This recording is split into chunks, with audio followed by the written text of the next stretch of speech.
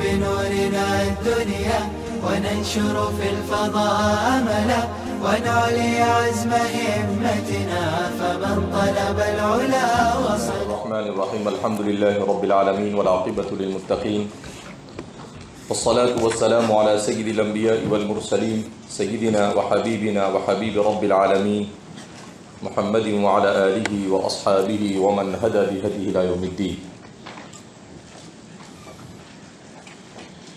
كتاب العلم. بسم الله الرحمن الرحيم. باب فضل العلم. وقول الله عز وجل يرفع الله الذين آمنوا منكم والذين أوتوا العلم درجات والله بما تعملون خبير.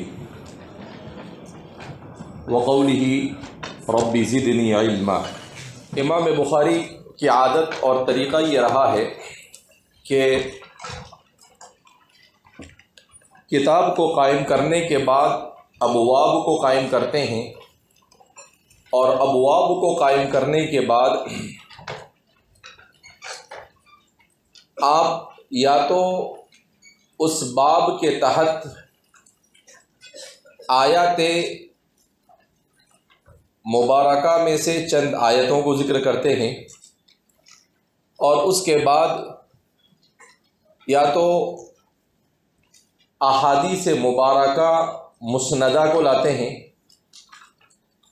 یا کسی کے اثر کو ذکر کرتے ہیں، کسی تابعی کے، کسی تبع تابعی کے یا کسی محدث کے اثر کو ذکر کرتے ہیں، یا تعلیقاً کسی روایت کے کسی جز کو بیان کرتے ہیں، یا پھر باب کے تحت صرف آیت لانے پر اکتفا کرتے ہیں۔ امام بخاری جن ابواب کے تحت احادیث مسندہ کو نہیں لاتے، ان ابواب کو محدثین کی اصطلاح میں ابواب مجردہ کہا جاتا ہے۔ یہ ابواب مجردہ تین طرح کے ہوتے ہیں۔ ابواب مجردہ کا کیا مطلب؟ الابواب المجردۃ عن الاحادیث المسندہ، کہ ایسے ابواب جہاں پر آپ سند متصل کے ساتھ احادیث کو ذکر نہیں کرتے۔ الابواب المجردۃ عن الاحادیث المسندہ۔ اب اس طرح کے جو باب ہے وہ تین طرح کے ہوتے ہیں۔ بعض مرتبہ آپ باب قائم کرتے ہیں اور قائم کرنے کے بعد کسی آیت قرآن کریم کی ایک یا دو آیتوں کو ذکر کر دیتے ہیں اور کسی اثر کو ذکر نہیں کرتے، کسی تعلیق کو بیان نہیں کرتے۔ دوسری صورت یہ ہوتی ہے کہ آپ باب قائم کرتے ہیں اور باب قائم کرنے کے بعد آیت کو ذکر کرنے کے بجائے کسی اثر یا کسی حدیث کو معلقاً یا کسی تعلیق کو ذکر کر دیتے ہیں۔ باب قائم کرتے ہیں، کوئی اثر بیان کرتے ہیں کسی تابعی یا کسی محدث کا، یا تعلیقاً کسی روایت کو ذکر کر دیتے ہیں، کسی روایت کے کسی جز کو بیان کر دیتے ہیں۔ اور تیسری صورت یہ ہوتی ہے کہ آپ باب قائم کرتے ہیں اور باب قائم کرنے کے بعد نہ کوئی آیت لاتے ہیں، نہ کوئی اثر ذکر کرتے ہیں، نہ کوئی حدیث تعلیقاً بیان کرتے ہیں۔ تو ان تینوں طرح کے ابواب کو ابواب مجردہ کہا جاتا ہے۔ حضرت شیخ الہند رحمۃ اللہ علیہ فرماتے ہیں بخاری میں اس طرح کے ابواب کی تعداد تقریباً 100 سے متجاوز ہے۔ 100 سے زائد ایسے ابواب ہے جہاں پر امام بخاری باب کو قائم کر کر آیات کو ذکر کرتے ہیں یا اثر کو ذکر کرتے ہیں یا کسی چیز کو ذکر نہیں کرتے۔ من جملہ ان کے یہ بھی ایک ہے کہ یہاں پر آپ باب قائم کرتے ہیں اور باب قائم کرنے کے بعد صرف 2 آیتوں کو ذکر کر دیتے ہیں۔ بعض نسخوں کے مطابق باب فضل العلم نہیں ہے، اور کتاب العلم کے بعد بسم اللہ الرحمن الرحیم اور اس کے بعد دائرے کی آیتیں ہیں، تب تو کوئی سوال ہی پیدا نہیں ہوتا ہے جب باب ہی نہیں ہے۔ البتہ متداول نسخوں میں باب فضل العلم کو قائم کیا ہے۔ اب باب فضل العلم آپ نے 2 مرتبہ قائم کیا، ایک یہاں پر باب فضل العلم قائم کیا اور آگے چل کر پھر آپ باب فضل العلم کو قائم کر رہے ہیں۔ تو اس لیے حافظ ابن حجر عسقلانی فرماتے ہیں کہ مجھے یہ صحیح معلوم ہوتا ہے کہ یہاں پر کوئی باب نہیں ہے، اس لیے کہ تکرار لازم آ رہا ہے۔ البتہ دیگر شراح حدیث علامہ کرمانی اور ابن بطال وغیرہ ان حضرات کا کہنا ہے کہ امام بخاری بعض مرتبہ باب کا تکرار بھی کرتے ہیں، ایک ہی طرح کا باب متعدد بار قائم کرتے ہیں، لہذا اگر یہاں پر باب قائم کیا ہے اور آگے پھر اسی طرح کا باب قائم کر رہے ہیں تو یہ امام بخاری کے مناہج میں سے ہے، اس میں کسی قسم کا کوئی تردد کرنے کی ضرورت نہیں ہے۔ اب سوال پیدا ہوتا ہے کہ آپ نے 2 مرتبہ باب فضل العلم کیوں قائم کیا؟ تو فرمایا کہ علم کی فضیلت کے ازدیاد کو بیان کرنے کے لیے، کہ علم اتنا فضیلت کا حامل ہے کہ ایک بار نہیں 2 بار اس کے ابواب کو قائم کیا جا سکتا ہے۔ بعض حضرات نے کہا کہ یہاں پر آپ نے باب کو قائم کیا اور فضیلت علم کی طرف اشارہ کیا، آگے دوبارہ باب فضل العلم قائم کر رہے ہیں تو اس سے فضیلت علماء کی طرف اشارہ ہے، لہذا کسی نہ کسی فائدے کے تحت آپ تکرار کے ساتھ دونوں باب کو کیا کرتے ہیں؟ قائم کرتے ہیں۔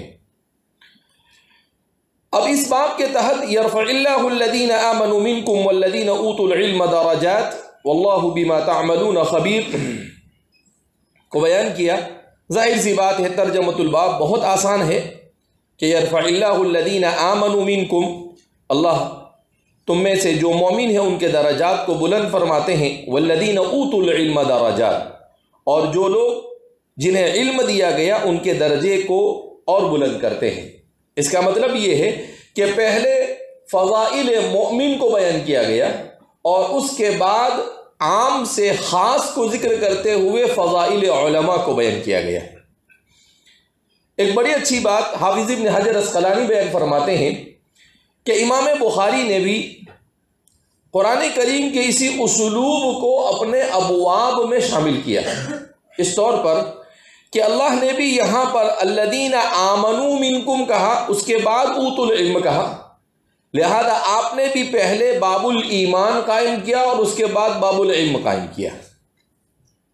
تو اسی آیت کریمہ کے اسلوب کو آپ نے اختیار کیا اور اسی کو نقل کیا کہ بھائی پہلے ایمان ہے اور ایمان کے بعد علم ہے۔ علامہ انور شاہ کشمیری رحمۃ اللہ علیہ یہ فرماتے ہیں کہ آخر یہ باب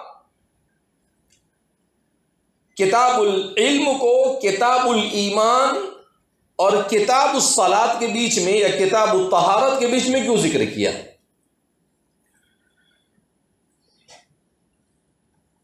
تو فرماتے ہیں کہ ایمان اور عبادت یا ایمان اور عمل ان دونوں کے درمیان ربط پیدا کرنے والی چیز ہے علم۔ اگر ایمان ہے اور عمل کرنا چاہتا ہے، عبادت کرنا چاہتا ہے، تو پہلے اس عبادت کے کرنے کا طریقہ یعنی علم حاصل کرنا پڑے گا، تو وہ کما حقہ عبادت کر سکتا ہے اور عمل کر سکتا ہے۔ اگر علم نہیں ہوگا تو وہ ظاہر سی بات اسے یہ نہیں پتہ چلے گا کہ فرض کیا ہے، واجب کیا ہے، سنت کیا ہے، مستحب کیا ہے، تو وہ کیسے علم حاصل کرے گا؟ اسی لیے سلیمان درانی بڑی قیمتی بات ارشاد فرماتے ہیں، وہ فرماتے ہیں کہ العلم بلا عمل، کہ اگر علم ہو اور عمل نہ ہو تو اس صورت میں اسے کہا جائے گا سقم، کہ آدمی بیماری کا شکار ہے۔ والعمل بلا علم عقم، اگر عمل ہے مگر علم نہیں تو یہ بانجھپن ہے۔ یہ کیا ہے؟ بانجھپن۔ جیسے جس کو اولاد نہیں ہوتی اس کو بانجھ کہتے ہیں، عقیم کہتے ہیں، اسی سے عقم، تو کہتے ہیں کہ یہ بانجھپن ہے۔ والعلم والعمل مع العلم صراط مستقیم، اور علم اور عمل دونوں ہو تو پھر آدمی صراط مستقیم پر کیا ہو سکتا ہے؟ چل سکتا ہے۔ لہذا کہا کہ آدمی اگر اپنے آپ کو ان چیزوں سے صراط مستقیم پر چلنا چاہے تو اس کے لیے عمل کے ساتھ علم ما لا بد من، اس کے بغیر وہ صحیح طور پر عمل کر سکتا نہیں ہے۔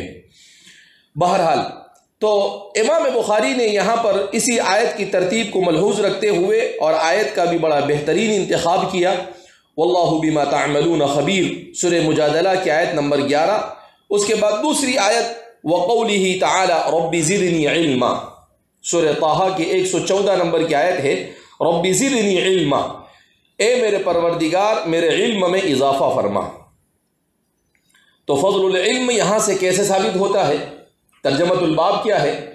فضل العلم یہاں سے اس طور پر ثابت ہوتا ہے کہ اللہ رب العزت اپنے نبی کو جنہیں علم الاولین والآخرین دیا گیا تھا انہیں حکم دے رہے ہیں وقل رب زدنی علما، آپ کہیے کہ اے میرے پروردگار میرے علم میں اضافہ فرما۔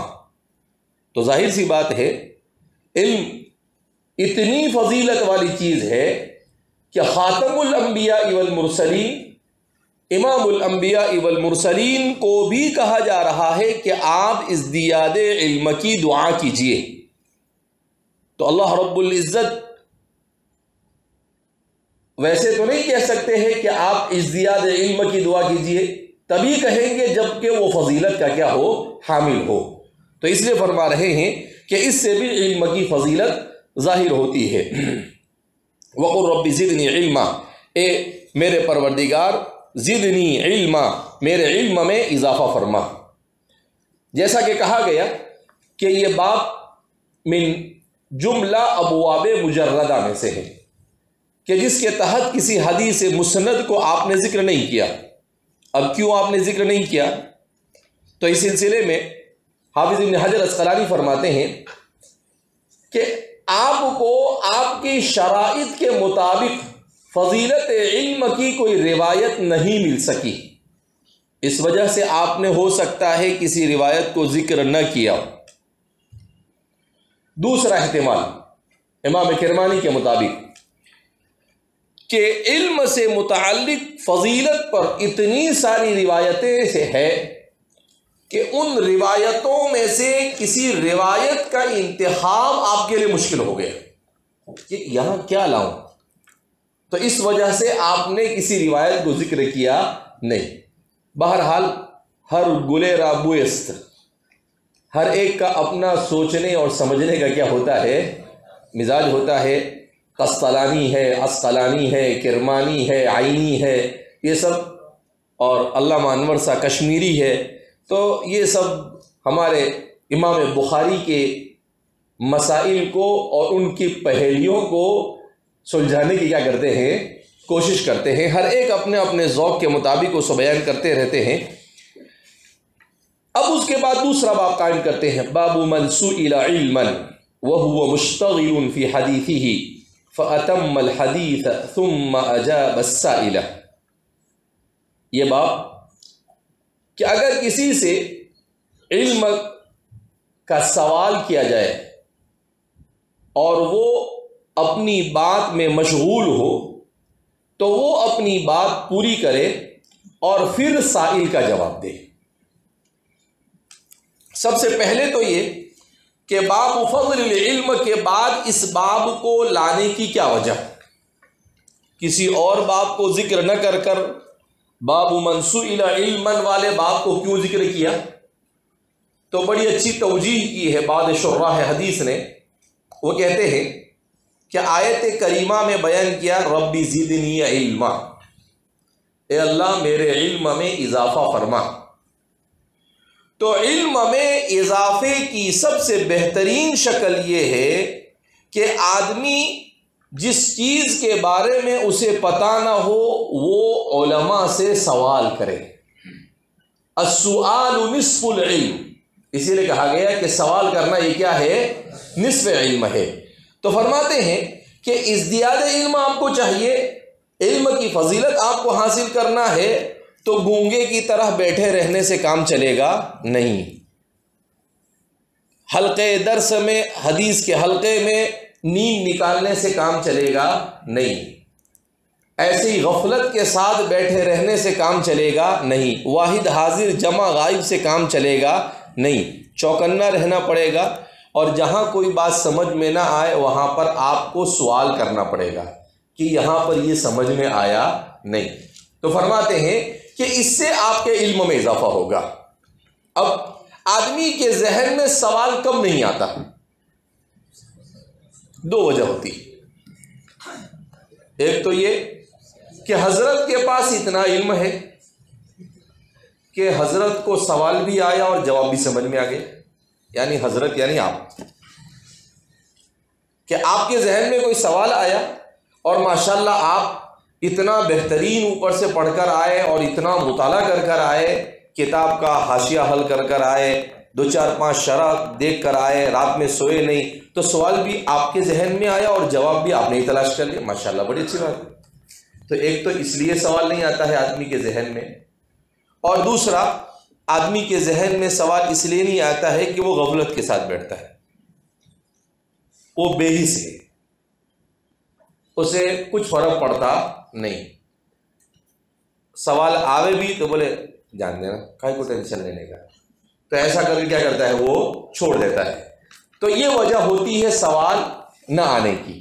بہرحال تو یہاں پر بیان کیا گیا کہ علماء سے سوال کرنا چاہیے. ایک اور بات کو یہاں پر یہ بھی ذکر کیا گیا کہ آدمی کو جب دین کی کسی بات کا علم نہ ہو تو وہ اے آئی سے اور گوگل سے سوال نہ کرے، وہ علماء سے سوال کرے. وہ گوگل سے اور اے آئی سے سوال نہ کرے بلکہ کس سے سوال کرے؟ علماء سے سوال کرے. کیوں؟ اس لیے کہ ان کا جواب یہ 90% غلط ہو سکتا ہے، بلکہ ہوتا ہے. میں نے کہا تھا آپ کو کہ ایک مرتبہ ہمارے کچھ دوست اے آئی سے بحث کرنے لگے، تو میں نے کہا اس کو نواقض وضو پوچھ دو. تو نواقض وضو کے اندر میں ساتھ میں نواقض غسل بھی گھسڑ دیا اس نے.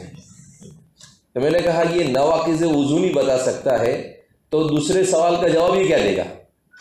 اور ہمارا نوجوان اسی سے سوال کیا کرتا ہے.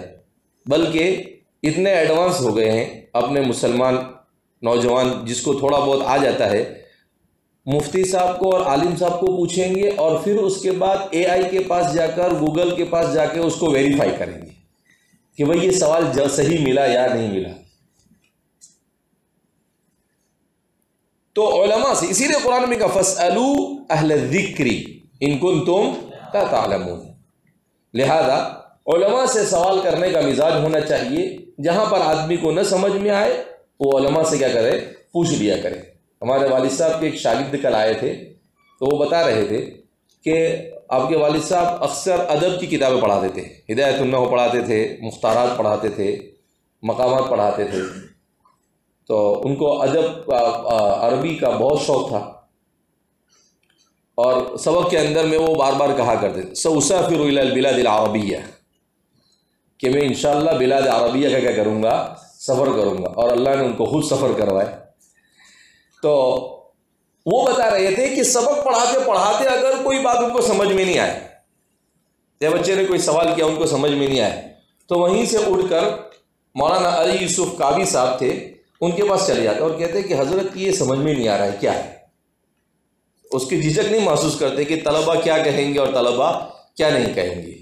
تو کہا سیدھا وہ اٹھ کے چلے جاتے تھے. وہ محتمم تھے، بہت اچھے عالم تھے.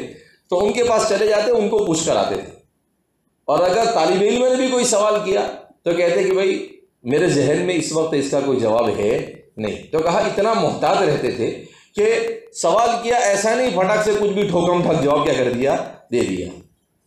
اب آپ کو اگر اطمینان ہوتا تو جواب دیتے، ورنہ آپ جواب دیتے تھے نہیں.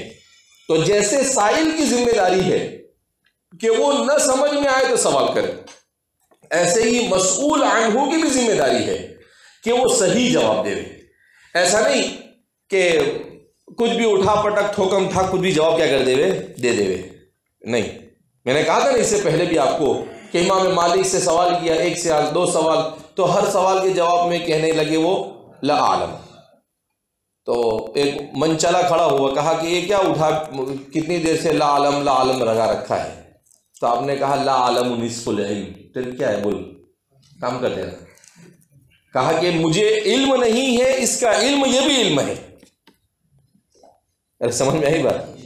مجھے علم نہیں ہے، اس کا علم یہ بھی کیا ہے، یعنی کم سے کم یہ تو مجھے معلوم ہے کہ کیا مجھے معلوم ہے اور کیا مجھے معلوم نہیں ہے. تو یہ بھی تو علم ہوا.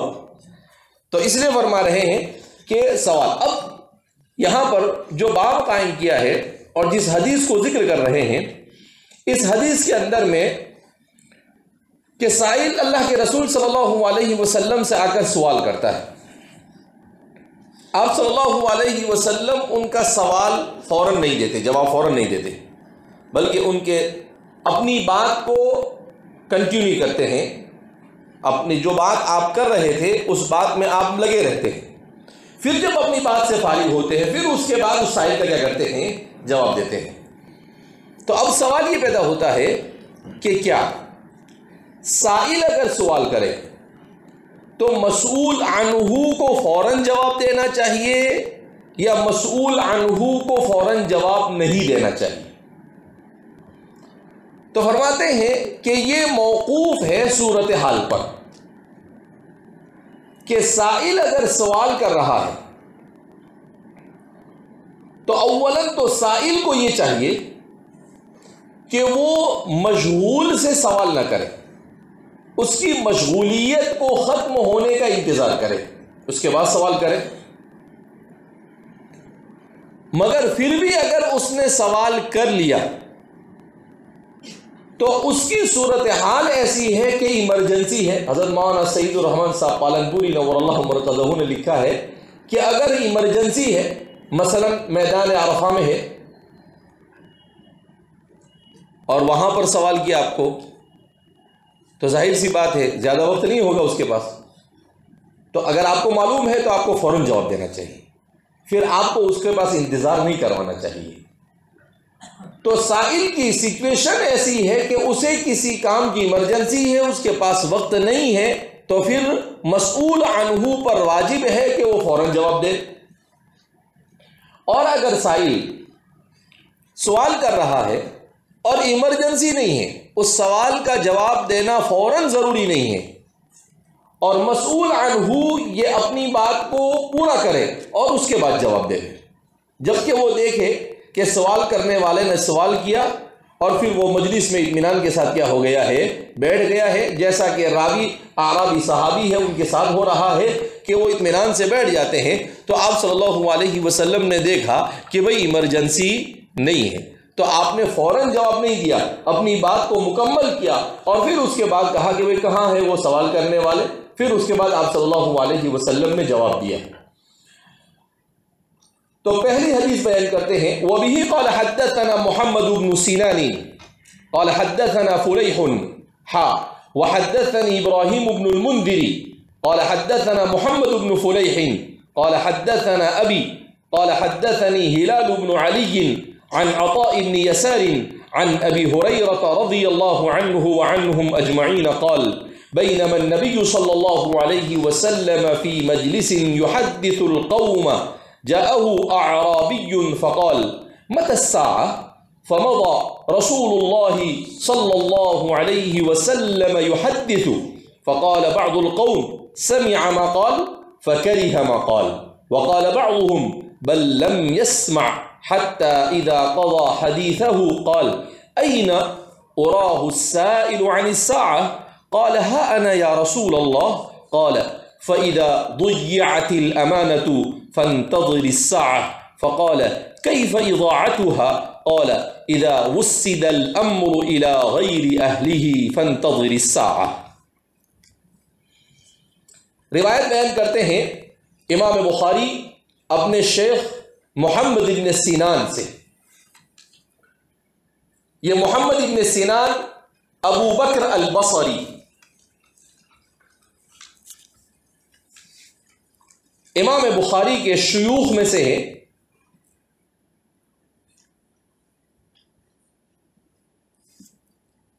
تمام محدثین نے ان کی ثقافت کی ہے، ان کو ثقہ قرار دیا ہے.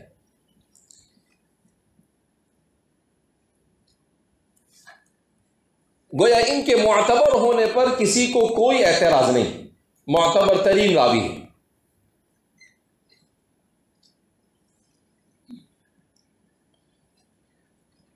ان کا انتقال سن ہجری 223 میں ہوا. محمد ابن سینان ابو بکر البصری کا انتقال سن ہجری 223 میں ہوا. قال حدثنا فلیح، وہ فرماتے ہیں مجھے بیان کیا فلیح نے. محمد ابن سینان روایت کر رہے ہیں فلیح سے. فلیح جو ہے ان کا نام ہے عبد الملک ابن سلیمان. عبد الملک ابن سلیمان ابن ابی مغیرہ الخزاعی. عبد الملک ابن سلیمان ابن ابی مغیرہ الخزاعی المدنی. ان کی کنیت ہے ابو یحییٰ، لیکنہ اشتہر بفلیح، لیکن یہ فلیح سے مشہور ہو گئے. ان کا نام کچھ پتہ نہیں، غلب علی اسمہ فلیح. ان کے نام کے بارے میں کتابوں میں ذکر ہے مگر روایتوں کے اندر میں ان کو نام سے نہیں یاد کیا جاتا ہے، فلیح سے یاد کیا جاتا ہے. حافظ ابن حجر اسقلانی فرماتے ہیں کہ میں نے بحث کیے، میں نے تلاش کیا، جستجو کی کہ آخر نے کیوں فلیح کہا گیا، تو مجھے اس کی کوئی وجہ مل سکی نہیں. البتہ اتنا ہے کہ وہ فلیح سے مشہور ہوئے، اور جہاں بھی فلیح اس طریقے سے ذکر کیا جاوے حدثنا فلیح، تو اس سے مراد عبد الملک ابن سلیمان ابن ابی مغیرہ الخزاعی المدنی ہوا کرتے ہیں. اب فلیح عبد الملک ابن سلیمان ابو یحییٰ، ان کے بارے میں امام بخاری اور امام مسلم ان سے روایتیں ذکر کرتے ہیں مناقب اور فضائل کے باب میں. البتہ یحییٰ ابن معین، سفیان ابن عیینہ اور کبار محدثین نے ان کی تضعیف کی. کسی نے انہیں لا بأس بہ کہا، کسی نے انہیں ضعیف کہا. البتہ امام دارقطنی نے ان کو ثقہ قرار دیا ہے کہ وہی ثقہ راوی ہے.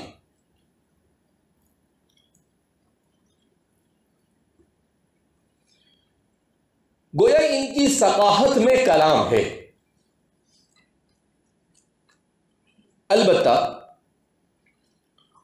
امام بخاری اور امام مسلم کے ان کی روایتوں کو اپنی کتاب میں جگہ دینے سے ان کو اعتباریت حاصل ہو گئی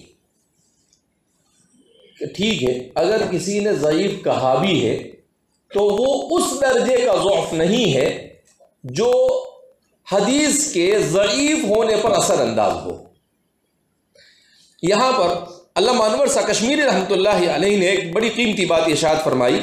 علامہ فرماتے ہیں کہ اس سے ایک بات یہ ثابت ہوئی کہ بعض لوگ یہ کہتے ہیں بمن رواہ بخاری او مسلم فقد جاز القنطرہ،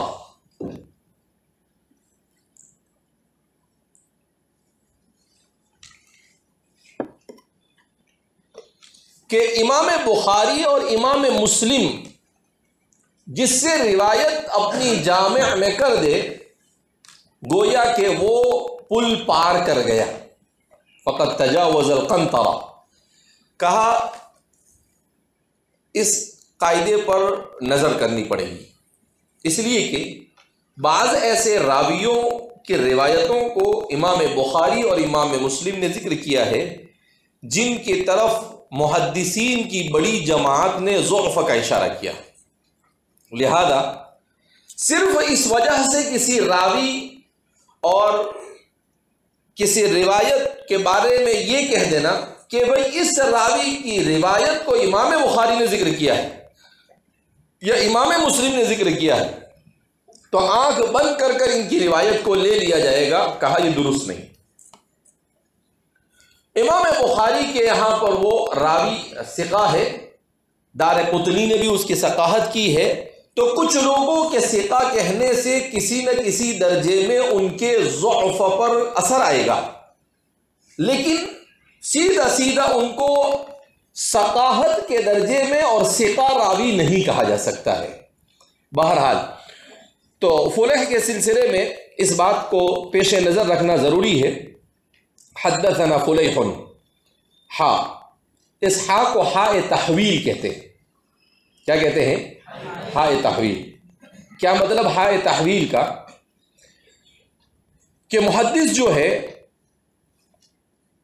لفظ تحویل مکمل لکھنے کے بجائے صرف ہا لکھ دیتا ہے اور اس بات کی طرف اشارہ کرتا ہے کہ آگے جو متن آ رہا ہے اس متن کو ایک تو میں روایت کرتا ہوں محمد ابن سنان سے، اور تحویل کے بعد ابراہیم ابن المنذر سے بھی میں روایت کرتا ہوں۔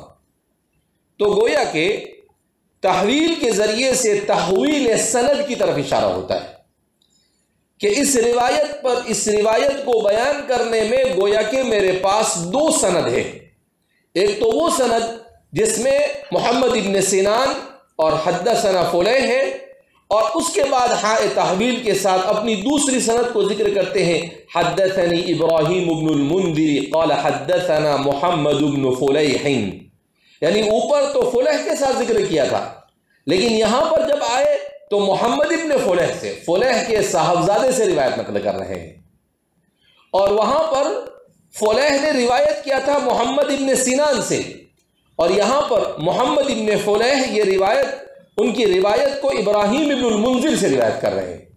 تو یہ فرق گویا کہ ہاء تحویل کے ساتھ اپنی سند کی تحویل کی طرف محدثین اشارہ کرتے ہیں، جہاں بھی ہاء تحویل کا بکثرت استعمال صحاح ستہ میں مسلم شریف اور ابو داؤد شریف میں ہے، اور کہیں کہیں پر بخاری میں بھی ہے، اور دوسری حدیثوں میں اس کا استعمال کم ہے۔ سب سے زیادہ امام مسلم کے یہاں اور امام ابو داؤد کے یہاں پر آپ کو تحویل سند اور ہاء تحویل کا استعمال ملے گا، کما ذکرہ شیخ الہند، جیسا کہ حضرت شیخ الہند رحمۃ اللہ علیہ نے بیان کیا۔ تو وحدثنی ابراہیم ابن المنذر، اور مجھے روایت کیا ابراہیم ابن المنذر ابن عبداللہ الاسدی، ابراہیم ابن المنذر ابن عبداللہ الاسدی امام بخاری کے شیخ ہے۔ قال حدثنا محمد ابن فلیح، وہ روایت کرتے ہیں محمد ابن فلیح ابن سلیمان المدنی الخزاعی سے، وہ یہ فلیح جو ہے وہی عبد الملک ہے جو فلیح سے مشہور ہوئے، ان کے صاحبزادے ہیں محمد۔ ابراہیم یہ بھی ثقہ راوی ہے، اور محمد ابن فلیح کی ثقاہت پر بھی تقریباً محدثین کا اتفاق ہے۔ قال حدثنا ابی، وہ روایت کرتے ہیں مجھے بیان کیا میرے والد نے، گویا کہ اس میں ایک واسطہ بڑھ گیا، اوپر فلیح اور یہاں پر محمد ابن فلیح اپنے والد سے روایت کرتے ہیں۔ قال حدثنا ابی، وہ روایت کرتے ہیں مجھے بیان کیا میرے والد نے، قال حدثنی ہلال ابن علی، وہ کہتے ہیں کہ مجھے بیان کیا ہلال ابن علی۔ ہلال ابن علی، اور بعض حضرات نے کہا کہ ان کا اصل نام ہے ہلال ابن ابی میمونہ، ہلال ابن ابی میمونہ، اور بعض حضرات نے کہا کہ ان کا نام ہے ہلال ابن ابی ہلال، اور بعض نے کہا کہ یہ عام طور پر مشہور ہے ہلال ابن اسامہ سے، ان کے دادا کا نام اسامہ تھا، تو ان کی طرف نسبت کرتے ہوئے جیسے امام احمد ابن حنبل، تو ابن حنبل سے مشہور ہو گئے، جبکہ ان کے والد نہیں، یہ ان کے دادا ہے حنبل۔ ایسے ہی ہلال ابن اسامہ بھی اپنے دادا کی طرف نسبت کرتے ہوئے مشہور ہو گئے۔ صحیح بات یہ ہے، حافظ ابن حجر اسقلانی اور امام بدر الدین العینی وغیرہ فرماتے ہیں کہ ہلال کے نام پر تو اتفاق ہے، لیکن ہلال کے والد کے نام کے سلسلے میں یہ مختلف اقوال ہیں۔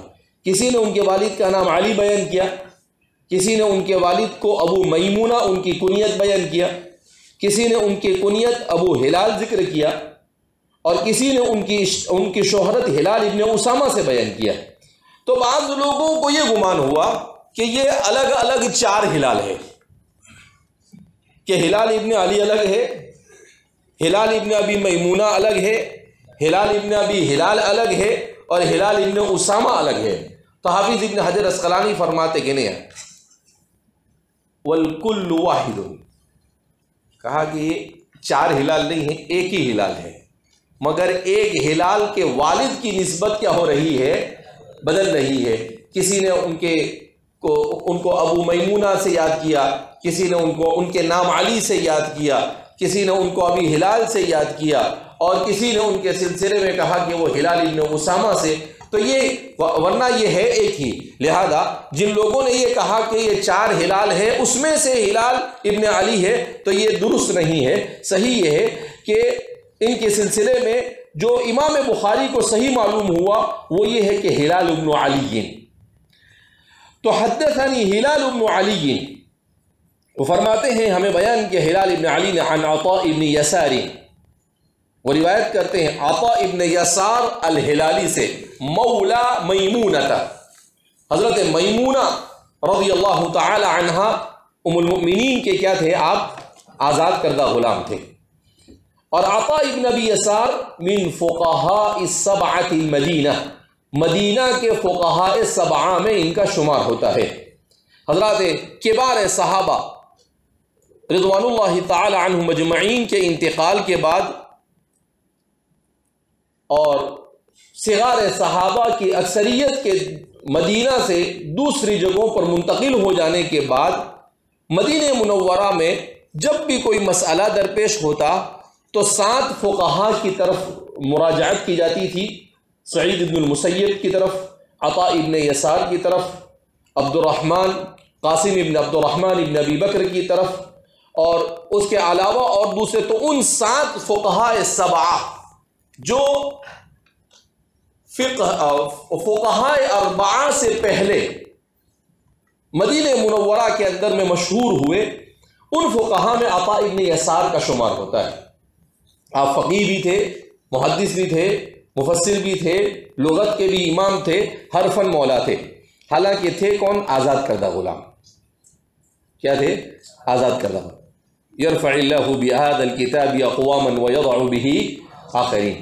عام طور پر علم جو ہے، علم حدیث خاص طور پر اور علم تفسیر، یہ اسلام کے 2 بنیادی علوم، اور علم فقہ تو اس کے ساتھ ہی آ جاتا ہے۔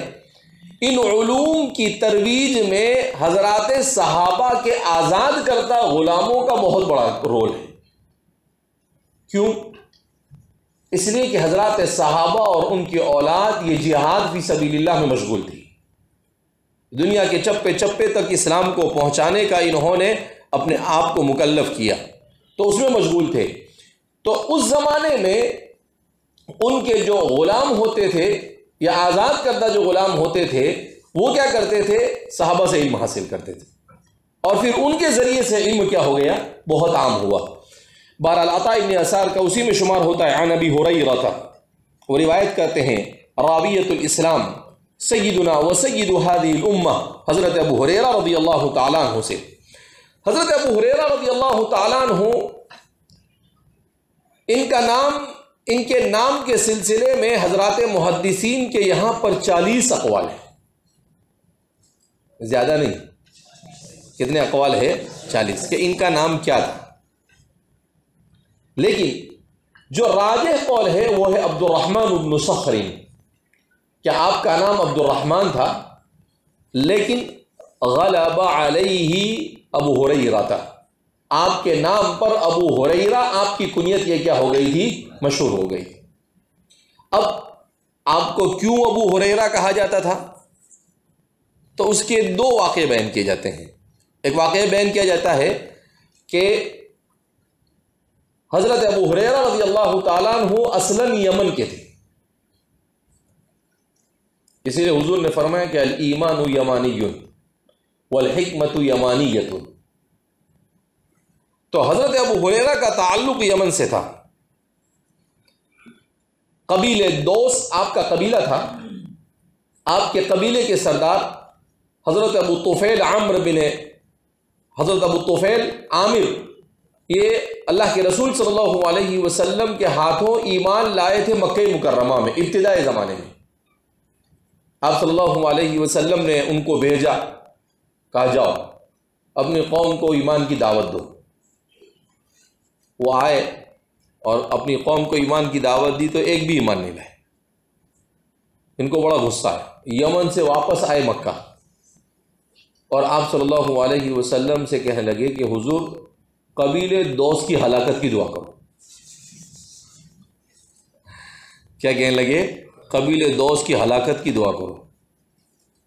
اس نے کہا کیوں؟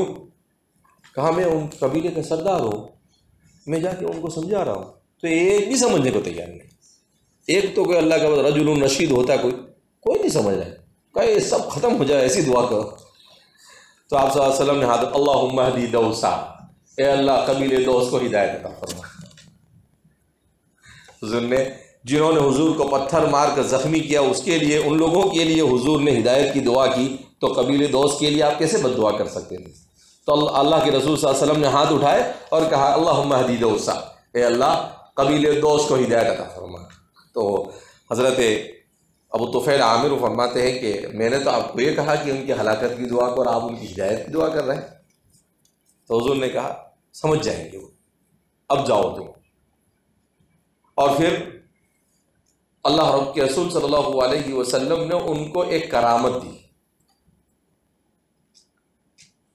اندھیرے میں ان کا ہاتھ بجلی کی طرح چمکتا تھا۔ ان کا ہاتھ کیا ہوتا تھا؟ بجلی کی طرح چمکتا تھا۔ کہا اگر وہ لوگ آپ ان کو ہدایت کی طرف بلاؤ اور اگر وہ آپ کے پاس کوئی مانگے، کچھ نشانی مانگے تو آپ یہ نشانی ان کو بتا دیں، یہ سب ایمان لیں گے۔ تو واپس آئے اور آنے کے بعد ان کو دعوت دی۔ انہوں نے مانگا تو انہوں نے جیسے حضرت موسیٰ علیہ السلام اپنا ہاتھ بغل میں ڈال کر نکالتے تھے تو کیا ہوتا تھا؟ چمکتا تھا۔ ایسے ہی حضرت ابو طفیل عامر کا ہاتھ بھی چمکتا تھا۔ تو وہ سب حیران ہو گئے کہ یہ تو کچھ نیا ہی لے کر آئے بابا۔ فَدَخَلُوا جَمِيعًا فِي الْإِسْلَامِ، تو ایک جھٹکے میں سب اسلام میں کیا ہو گئے؟ داخل ہو گئے۔ مِنْهُمْ ابو ہریرہ تھا، ان میں سے کون تھے؟ اب اگر اللہ کے رسول صلی اللہ علیہ وسلم ان کے لیے بد دعا کر دیتے تو ابو ہریرہ مجھے اور آپ کو کہاں سے ملتے تھے؟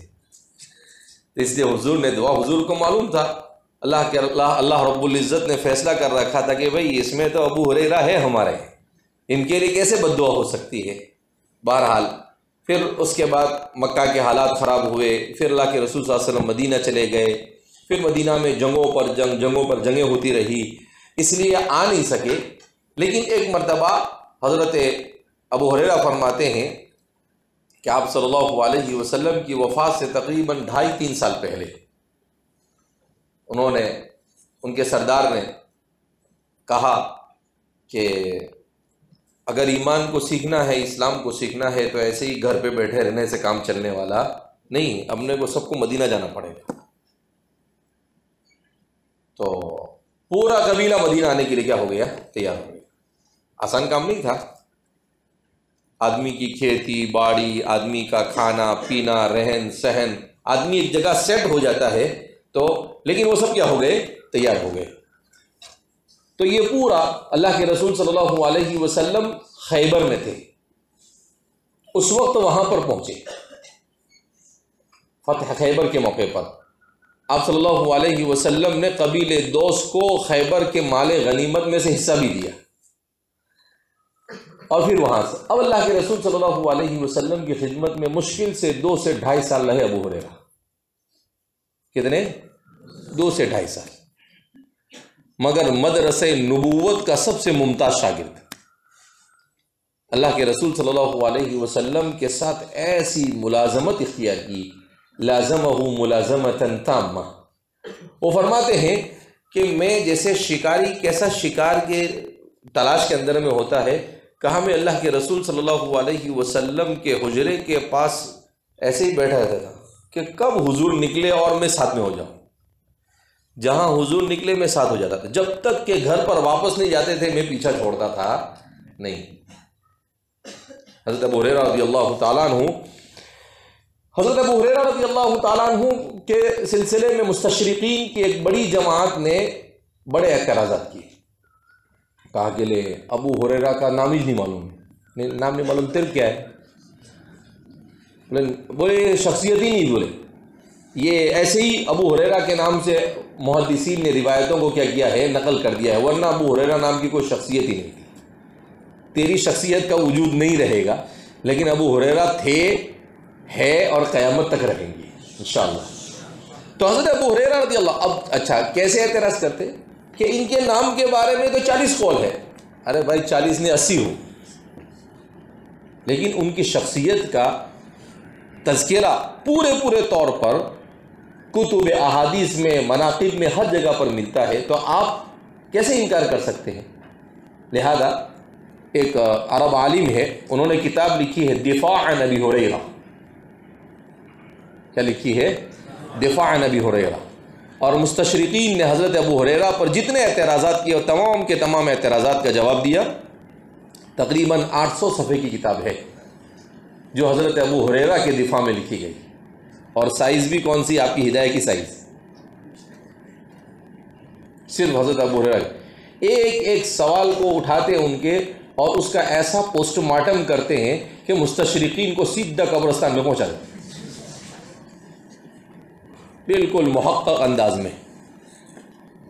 تو حضرت ابو ہریرہ رضی اللہ تعالیٰ عنہ کی شخصیت سے انکار نہیں کیا جا سکتا۔ لوگوں کو بس یہ ہوتا ہے کہ یار ایسے کیسے ہو سکتا ہے ایک انسان 5300 سے زیادہ روایتیں بیان کرے؟ ارے ابو ہریرہ یہ کہتے تھے ابھی تو ایک تھیلا کھولا ہے، 3 تھیلے تو پیک رکھے ہیں میرے پاس۔ وہ ایسا فرماتے تھے، کہا ایسی روایتیں میں نے حضور سے سنی ہے کہ اگر وہ بھی بیان کرنا شروع کر دوں تو تمہارے دماغ بھی پھٹ جائے اور تمہارے سینے بھی پھٹ جائے، تم اس کو تحمل بھی نہیں کر سکتے۔ ایسی باتیں اللہ کے رسول صلی اللہ علیہ وسلم نے اس امت پر آنے والے مستقبل کے حالات کو کیا کیا ہے؟ بیان کیا ہے۔ کہا ایک ہی تھیلا کھولا ہے 5000 والا، ارے سمجھ میں آئی بات؟ تو حضرت ابو ہریرہ رضی اللہ تعالیٰ عنہ، ایک تو حضرت ابو ہریرہ واقعتاً طالب علم تھے، کچے پکے نہیں تھے، ایک دم پکے طالب علم، تو ان کی طلب صادق تھی، ان کے پاس خلوص للہیت تھا، مسلسل محنت کے عادی تھے، کھانے پینے سونے سے ان کو کوئی لینا دینا تھا نہیں۔ حضرت ابو ہریرہ خود فرماتے ہیں کہ کسی کے سامنے ہاتھ نہیں پھیلائے کبھی، فرماتے ہیں کہ بھوک کی وجہ سے بعض مرتبہ ایسا ہوتا تھا کہ میں مدینہ کی گلیوں میں بے ہوش ہو کے گر جاتا تھا۔ لوگ کیا سمجھتے تھے؟ مجھے مرگی کی بیماری ہے، مرگی والا چکر کھا کے کیا ہو جاتا ہے؟ گر جاتا تھا۔ کہا کوئی چپل سنگاوے اور کوئی کیا کرے؟ حضرت ابو ہریرہ فرماتے ہیں واللہ ما بی مرض انما الجوع، خدا پاک کی قسم مجھے کوئی مرگی نہیں، میں بھوک سے نڈال ہو کر بے ہوش ہو کر کیا ہوتا تھا؟ گر جاتا تھا۔ تو ایسے ابو ہریرہ نہیں بنے۔ ارے سمجھ میں آئی بات؟ ابو ہریرہ نے بڑی محنتیں کی ہے، چاہے 2 سال اور 2.5 سال ہی صحیح، لیکن وہ 2 سال اور 2.5 سال کو انہوں نے 25 سال کے برابر بنا دیا تھا۔ اس کے برابر بنا دیا تھا 25 سال کے برابر۔ تو حضرت ابو ہریرہ ایک تو یہ تھا، دوسری طرف حضرت ابو ہریرہ رضی اللہ تعالیٰ عنہ کی اس جد و جہد، ان کی کاوش، ان کی محنت اور ان کی قربانیوں کو دیکھ کر اللہ کے رسول صلی اللہ علیہ وسلم نے متعدد بار انہیں دعائیں دی، انہیں متعدد بار کیا دی؟ دعائیں۔ ایک روایت میں آتا ہے کہ ایک مرتبہ حضرت ابو ہریرہ رضی اللہ تعالیٰ عنہ سے اللہ کے رسول صلی اللہ علیہ وسلم نے پوچھا، مانگ ابو ہریرہ کیا مانگتا ہے؟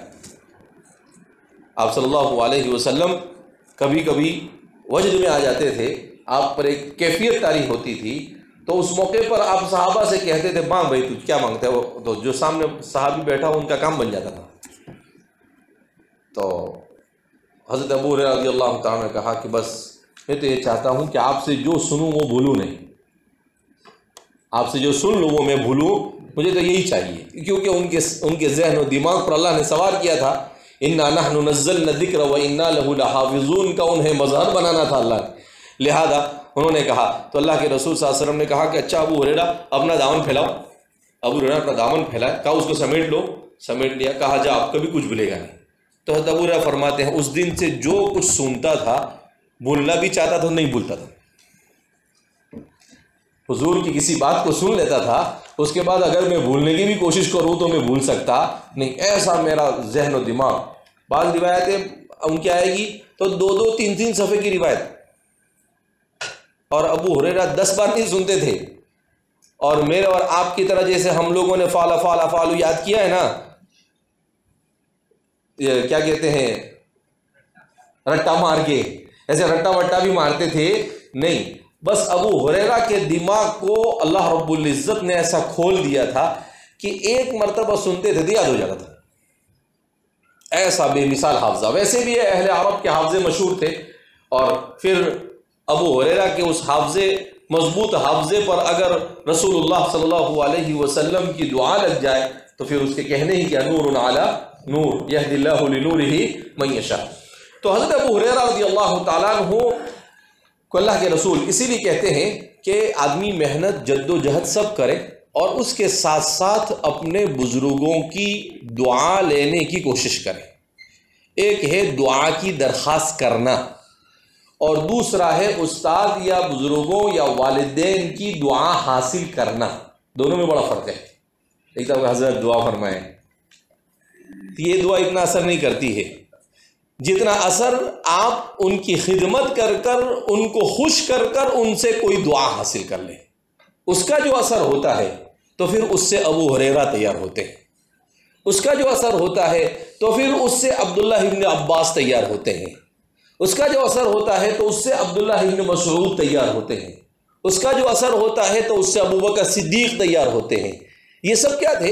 اللہ کے رسول صلی اللہ علیہ وسلم کے ساتھ رہتے اور ساتھ میں ایسی خدمت کرتے کہ ان کی خدمت کے جذبے کو دیکھ کر اللہ کے رسول صلی اللہ علیہ وسلم فرط مسرت میں انہیں کوئی دعا دے دیتے، ماں یہ ہے بندہ کام کا، اور دعا، اب وہ دعا مل گئی تو ان کا بیڑا کیا ہو جاتا تھا؟ پار ہو جاتا تھا۔ تو ایسا نہیں کہ سلسلہ رک گیا، یہ قیامت تک چلتا رہے گا۔ اللہ کے رسول صلی اللہ علیہ وسلم کا علم، رسول اللہ صلی اللہ علیہ وسلم کی نسبتیں، رسول اللہ صلی اللہ علیہ وسلم کی دعائیں، یہ ساری چیزیں منتقل ہوتی رہتی ہے۔ لہذا آدمی کو اپنے والدین کی خدمت کرتے رہنا چاہیے۔ ہو سکتا ہے کسی کو والدین کی دعا لگ جائے، میرے جیسے کو، آدمی کو کوشش کرتے رہنا چاہیے کہ استاد کی خدمت کرتا، ہو سکتا ہے کسی استاد کی دعا لگ جائے۔ آدمی کو بزرگوں کے پاس جا کر ان کی خدمت کرنا چاہیے، ہو سکتا ہے کسی بزرگ کی دعا لگ جائے۔ تو اس لیے آدمی کو کوشش کرنی چاہیے۔ آپ دیکھیں گے جتنے بھی لوگ بڑے بنے، ان بڑے بننے والوں کے پیچھے کسی نہ کسی کی دعا ہوتی ہے۔ ہر بڑا بننے والے کے پیچھے کوئی نہ کوئی کیا ہوتی ہے؟ دعا ہوتی ہے، یا والدین کی دعا ہوتی ہے، یا استاد کی، یا بزرگ کی، کسی نہ کسی کی کیا ہوتی ہے؟ دعا ہوتی ہے۔ تو آدمی کہاں سے کہاں نکل جاتا ہے۔ تو اس کے لیے اپنے آپ کو نچھاور کرنے کی عادت ڈالنی چاہیے۔ بہرحال حضرت ابو ہریرہ رضی اللہ تعالیٰ عنہ کا انتقال مدینہ منورہ میں ایک روایت کے مطابق سن ہجری 59 میں ہوا، اور دوسری روایت کے مطابق سن ہجری 60 میں ہوا۔ ام المؤمنین عائشہ صدیقہ رضی اللہ تعالی عنہا کے انتقال کے بعد، اس لیے کہ ام المؤمنین عائشہ صدیقہ رضی اللہ تعالی عنہا کا انتقال 59 میں بیان کیا جاتا ہے، اور آپ کی نماز جنازہ حضرت ابو ہریرہ نے پڑھائی۔ تو سب سے زیادہ روایت نقل کرنے والے حضرت ابو ہریرہ، اور دوسرے نمبر پر حضرت عائشہ آتی ہے۔ تو حضرت ابو ہریرہ رضی اللہ تعالیٰ عنہ نے آپ کی نماز جنازہ پڑھے اور فرماتے ہیں کہ اس کے بعد کچھ مہینوں بعد اور بعض روایتوں میں کچھ ایک سال کے بعد حضرت ابو ہریرہ رضی اللہ تعالیٰ عنہ کا بھی انتقال ہو گیا۔ عن ابی ہریرہ رضی اللہ عنہ، حضرت ابو ہریرہ رضی اللہ تعالیٰ عنہ سے مروی قال بینما النبی صلی اللہ علیہ وسلم فی مجلس یحدث القوم، رسول اللہ صلی اللہ علیہ وسلم ایک مجلس میں بیٹھے ہوئے لوگوں کے ساتھ باتیں کر رہے تھے، لوگوں کو کوئی بات بیان کر رہے تھے۔ جاءہ اعرابی، تو ایک دیہاتی آئے، تشریف لائے، صحابی ہے، بیان کیا جائے گا، ان کا نام تلاش کرنے کی کوشش کی ہے۔ فقال متی الساعہ، اور انہوں نے سوال کیا قیامت کب آئے گی؟ فمضى رسول اللہ صلی اللہ علیہ وسلم یحدث، آپ صلی اللہ علیہ وسلم نے اپنی بات بیان کرنا جاری رکھا، جس بات میں آپ لگے ہوئے تھے اسی کو بیان کرتے رہے۔ فقال بعض القوم، تو کسی نے کہا، ایسا نہیں کہنے کا قوم میں سے بعض نے کہا، لفظی ترجمہ نہیں کرنے کا، کیا کہنے کا؟ کسی نے کہا سمع ما قال فکریہ ما قال، وہ صحابہ آپس میں ایک دوسرے سے کانا پھوسی کرنے لگے۔ آپ صلی اللہ علیہ وسلم بیان کر رہے تھے، حضور کے بیان کے دوران یہ اعرابی صحابی آئے، دیہاتی صحابی آئے، تو دیہاتی ہوتے ہیں بیچارے، تو آئے اور سیدھے کھڑے ہو کر متی الساعہ، قیامت کب آئے گی؟ تو آپ صلی اللہ علیہ وسلم نے ان کے سوال کی طرف اس وقت توجہ نہیں دی، اور حضور جس بات میں مشغول تھے اس کو آپ نے کنٹینیو نہیں رکھا، مسلسل اسی کو بیان کرتے رہے، آپ نے اپنے موضوع کو ان کی طرف منتقل نہیں کیا۔ تو ایک صحابی دوسرے کے صحابی کے کان میں کہتے ہیں سمع ما قال فکریہ ما قال، کہ حضور نے سن تو لیا مگر حضور نے ناپسند کیا اس کو۔ یہ کوئی بات ہوئی، میں بات کر رہا ہوں، یہ اتنا کے بیچ میں ٹپکا لگا دیے، تو فرماتے ہیں کہ حضور نے پسند نہیں کیا۔ وقال بعضهم، اور دوسرے نے کہا بل لم يسمع، نہیں ایسا نہیں ہے، دوسرے صحابی کا نہیں ایسا نہیں ہے، شاید حضور نے سنا ہی نہیں، شاید رسول اللہ صلی اللہ علیہ وسلم نے سنا نہیں۔ تو ایسے وہ آپس میں کیا کرنے لگے، گفتگو کرنے لگے۔ حتی اذا قضى حدیثہ، یہاں تک کہ جب نبی کریم صلی اللہ علیہ وسلم اپنی بات سے فارغ ہو گئے، یعنی جس موضوع کو آپ بیان کر رہے تھے اس موضوع سے فارغ ہو گئے، قال، تو آپ نے کہا این السائل عن الساعہ، دو طرح کی باتیں بیان کی جاتی ہے کہ راوی یہ کہتا ہے اراہو، کہ آپ نے ایسا کہا، یعنی آپ راوی کو شک ہے کہ آیا آپ نے سائل کے بارے میں سوال کیا یا سائل کے بارے میں پوچھے بغیر آپ نے بات بیان کر دی، تو اس لیے اس نے یہ راوی کی طرف منسوب کرتے ہوئے اراہو کہا گیا ہے۔ این اراہو السائل عن الساعہ، تو اس کو ایسا پڑھیں گے این السائل عن الساعہ اراہو۔ تو فرماتے ہیں کہ حضور نے سوال کیا، یہ قیامت کے بارے میں سوال کرنے والے صاحب کہاں ہیں بھائی؟ حضور نے یاد رکھا کہ بھئی کسی نے کچھ سوال کیا، مگر اس وقت ایمرجنسی نہیں تھی تو آپ نے فوراً جواب دیا نہیں، مگر آپ نے اپنے ذہن میں یہ بات رکھی، تو آپ صلی اللہ علیہ وسلم نے کہا کہ یہ قیامت کے بارے میں دریافت کرنے والے صاحب کہاں ہیں؟ قال ہا، تو کہا یہ، صحابہ نے اشارہ کر دیا۔ ہادا بھی آتا ہے، اب نحویوں میں اختلاف ہے کہ اس میں اشارہ میں اصل کیا ہے، کوئی بولتا ہے زا ہے، کوئی بولتا ہے ہا تنبیہ ہے، کوئی بولتا ہے ہا ہے، زا زائد ہے، جو بھی کچھ ہو مجھے اور آپ کو یہاں پر اس سے کچھ لینا دینا نہیں ہے۔ بہرحال ہاں بھی اشارے کے طور پر استعمال، اس میں اشارہ کے طور پر استعمال کیا جاتا ہے۔ تو صحابہ نے اشارہ کیا ہا انا یا رسول اللہ، دو باتیں بیان کی جاتی ہیں، ایک تو یہ کہ ہاں انا، وہ صحابی خود کھڑے ہوئے اور کہا ہاں انا یا رسول اللہ کے رسول صلی اللہ علیہ وسلم، جی میں ہی ہوں، میں نے ہی سوال کیا تھا۔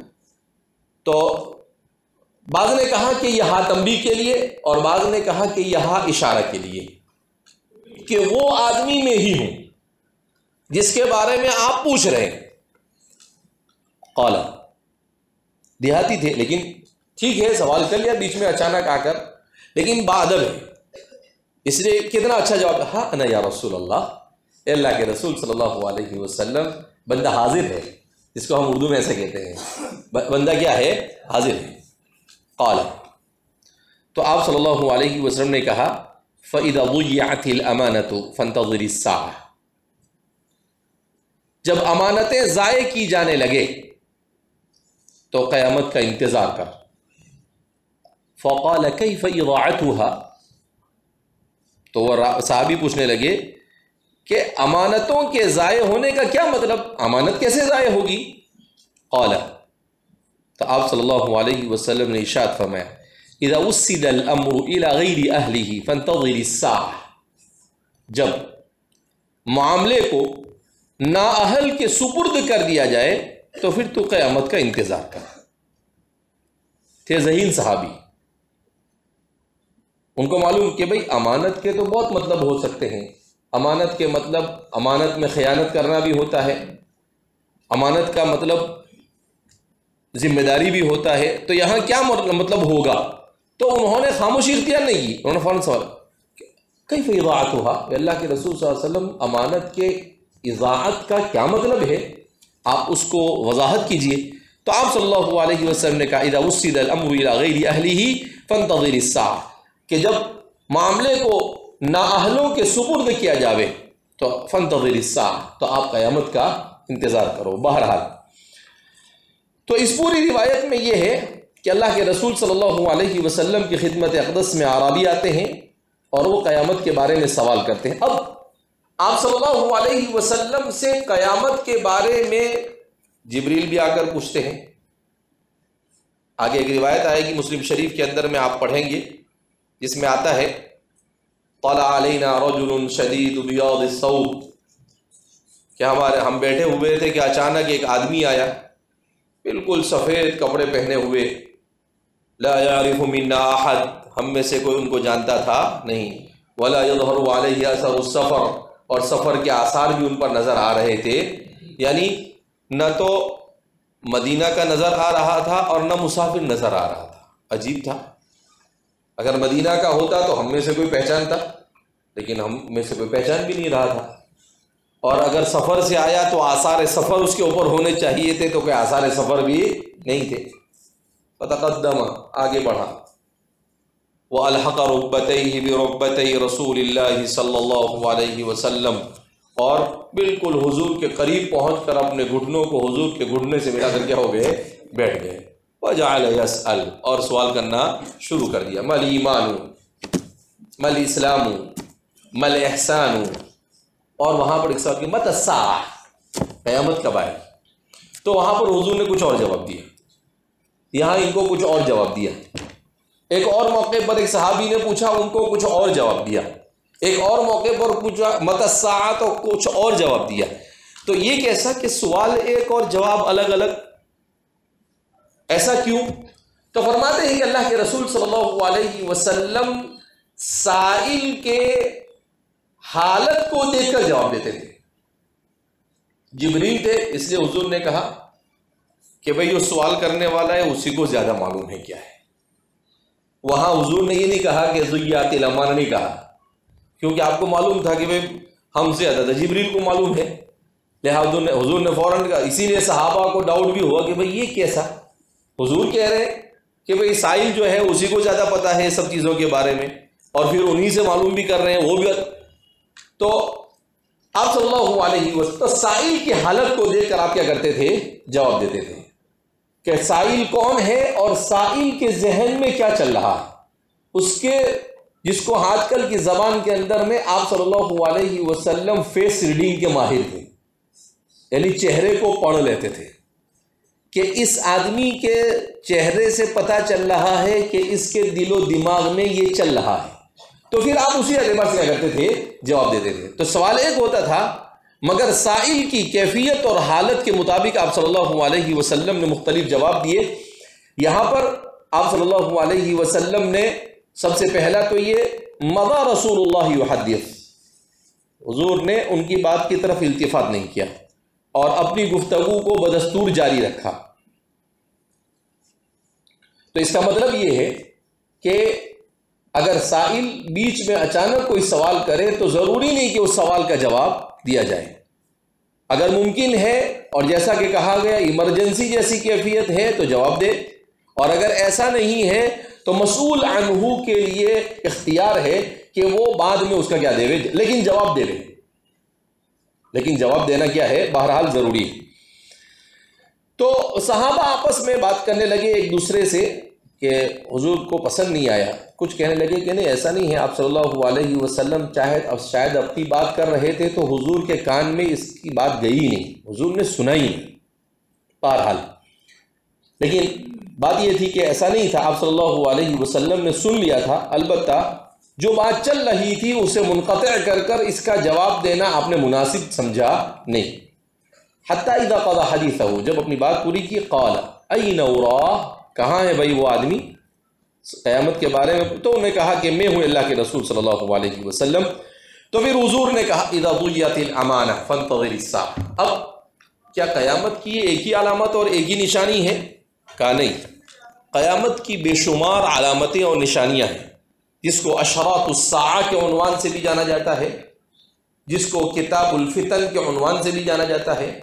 ہمارے محدثین نے اور خاص طور پر آخری زمانے کے محدثین متاخرین محدثین نے اس پر مستقل کتابیں لکھی ہے, اور ان کتابوں میں اس پر تفصیل سے کلام کیا ہے کہ قیامت کی نشانیوں میں سے کچھ نشانی وہ ہے جس کو علامات قریبہ کہا جاتا ہے, کچھ نشانی ایسی ہے جس کو علامات بعیدہ کہا جاتا ہے, کچھ نشانیاں ایسی ہے جس کو علامات متوسطہ کہا جاتا ہے.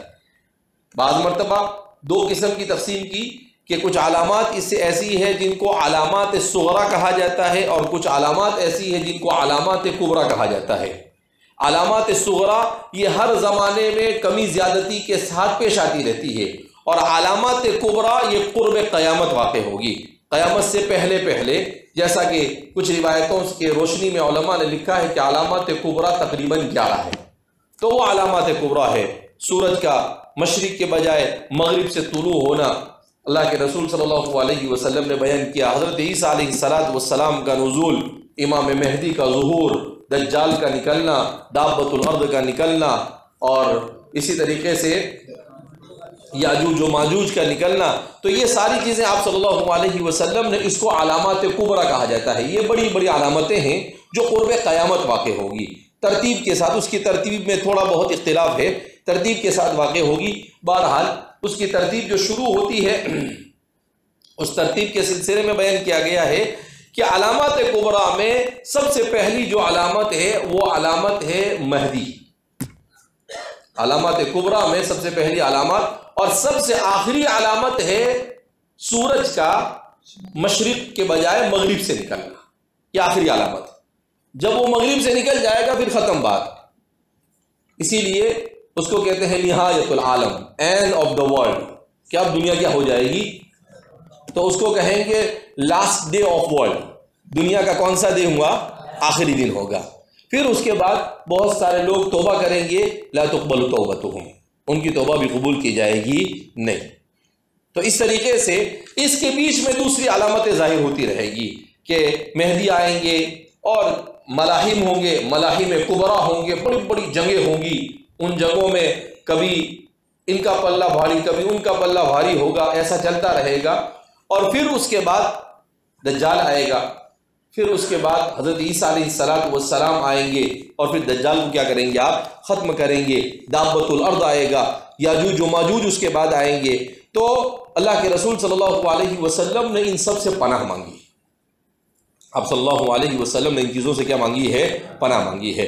بہرحال اس میں صرف ایک علامت کو بیان کیا جا رہا ہے جو علامات قریبہ میں سے نہیں ہے بلکہ علامات بعیدہ میں سے ہے اور علامات متوسطہ میں سے ہے یا علامات صغرا میں سے ہے, جس کا ظہور ہر زمانے میں کمی زیادتی کے ساتھ ہوتا رہتا ہے.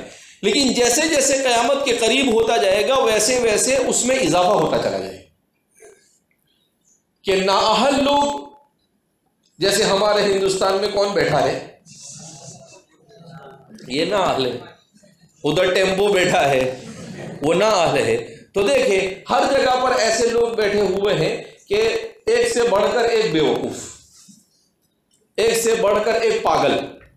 تو ہر جگہ پر تو اللہ کے رسول صلی اللہ علیہ وسلم فرماتے ہیں کہ کرسیوں پر ایسے لوگ بیٹھ جائیں گے کہ جو اس کے اہل نہیں ہوں گے، اور پھر کچھ بھی الٹے سلٹے دھندے کریں گے، اور پوری دنیا کو ان کے ان فیصلوں کی وجہ سے پریشانی میں کیا ہونا پڑے گا؟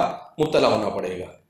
تو اللہ کے رسول صلی اللہ علیہ وسلم کی بیان کردہ باتیں اسی طرح سے ظاہر ہو رہی ہے جیسا کہ آپ نے کیا کی ہے، بیان کی.